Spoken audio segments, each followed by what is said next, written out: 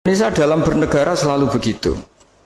Ketika kita tidak punya solusi transportasi, ada saja pihak-pihak swasta atau investor yang ingin menanamkan modal di investasi Grab dan sebagainya. Tapi saya tetap sebagai kiai mengingatkan status hukum fikihnya. Kenapa saya harus cerita itu? Karena fikih ini harus selesai dulu. Saya ulang lagi, fikih ini harus selesai dulu. Misalnya nganterin orang yang mau transaksi narkoba atau transaksi maksiat, atau tapi yang yakin. Kalau tidak yakin memang tidak haram. Tapi kalau yakin itu memang kamu tahu benar-benar iyalah, kira-kira gitu.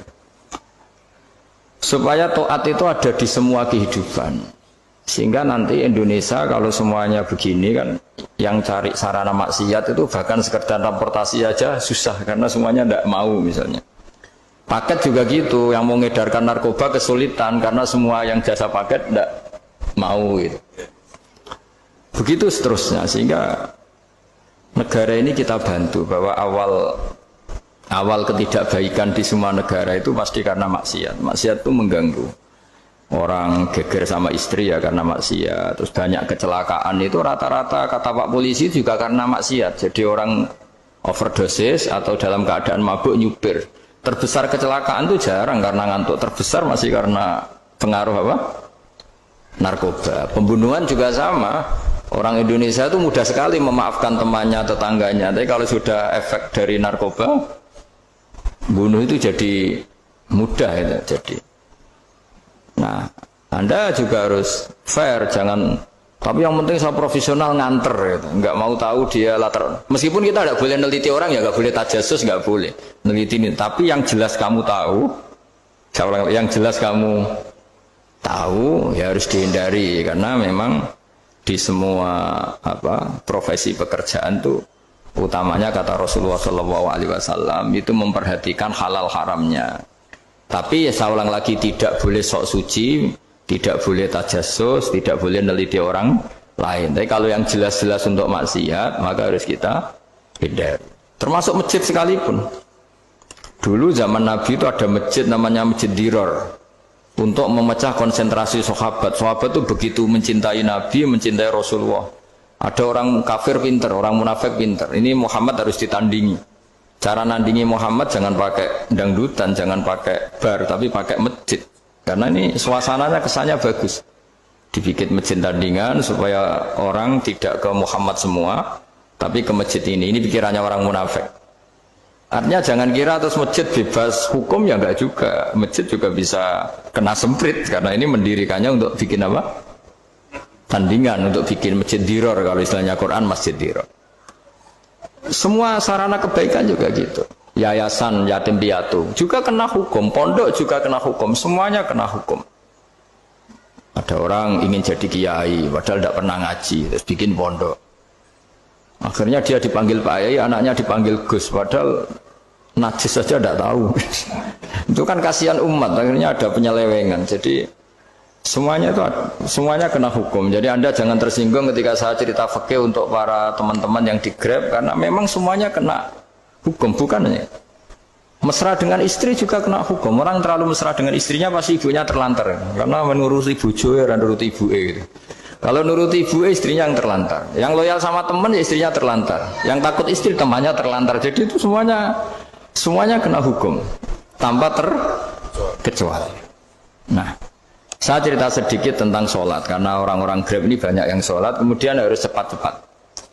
Dulu ketika sahabat punya imam yang lama sekali kalau sholat, sehingga si sahabat yang satu yang petani ini mufarokoh itu memisahkan diri, kemudian imamnya diselip. Itu boleh memang dalam fikih. Kamu niat mufarokoh dulu. Mufarokoh itu niat bahwa kamu memutus hubungan dengan imam, kemudian meneruskan sholat sendiri.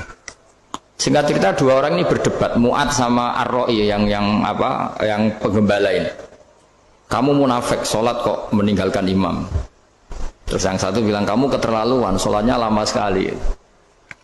Singkat cerita dua orang ini lapor ke Rasulullah SAW. Uniknya Nabi itu membenarkan yang petani tadi.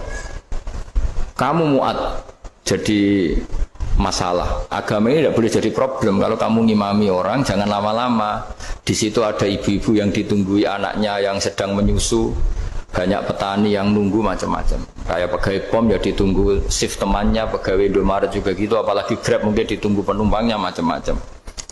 Sehingga kebaikannya teman-teman yang kerja serabutan begini juga bergantung kebaikan imam tadi. Kalau sholat itu tidak boleh lama-lama, apalagi wiridan, sholatnya aja nggak boleh lama-lama, apalagi wiridannya. Nah, kadang-kadang orang ngira kebaikan tuh nggak ada sempritnya, ada juga. Sholat tuh ya disemprit sama Nabi, kalau terlalu lama juga disalahkan, karena nanti agama ini menjadi apa? Problem, menjadi problematika. Nah, termasuk kebaikan kita ketika membolehkan ya atau mentoleransi atau mendukung pekerjaan mulai Grab dan lain-lain adalah agama ini rahmatan lil alamin.